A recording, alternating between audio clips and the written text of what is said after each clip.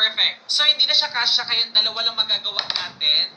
Ayan. So, iset aside lang natin to, tapos i-prepare na natin tong gulaman natin. Lagay lang natin to. Siguro maglalagay ako ng dalawang gulaman. Mas maganda clear na gulaman So, nagpakulo lang ako ng 1 litrong tubig at para mabilis ma-dissolve yung gulaman natin. So, ilagay lang natin dito.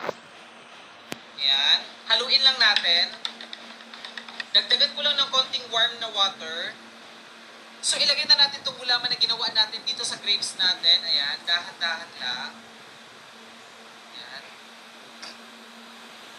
Okay.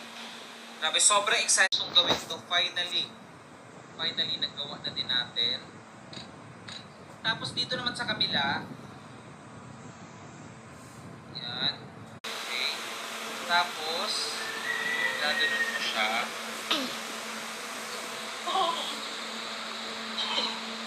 Wow! Galing! Na-achieve natin. Tapos ito naman. Ayun! Wow! Galing! Grabe, sobrang excited akong matry ito. So, unahin natin ito. So, na-achieve natin siya, guys. Pero parang alanganin siya. Ayan, o. Diba? Taste test. The moment of truth. Let's go.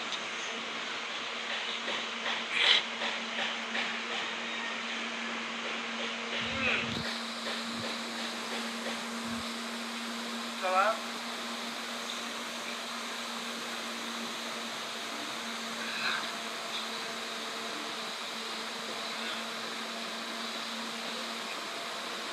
Sarap.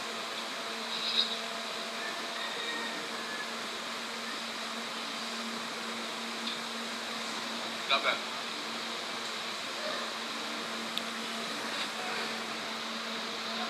At ang sarap niya kasi sobrang lamig.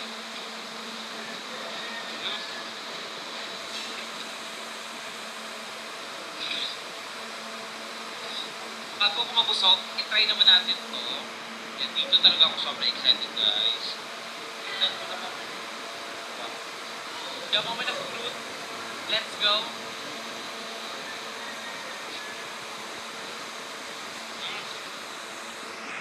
Sarap.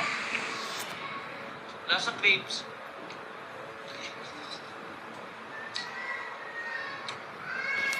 Grabe. Simula ngayon, ito na yung gagawin ko sa grapes ko.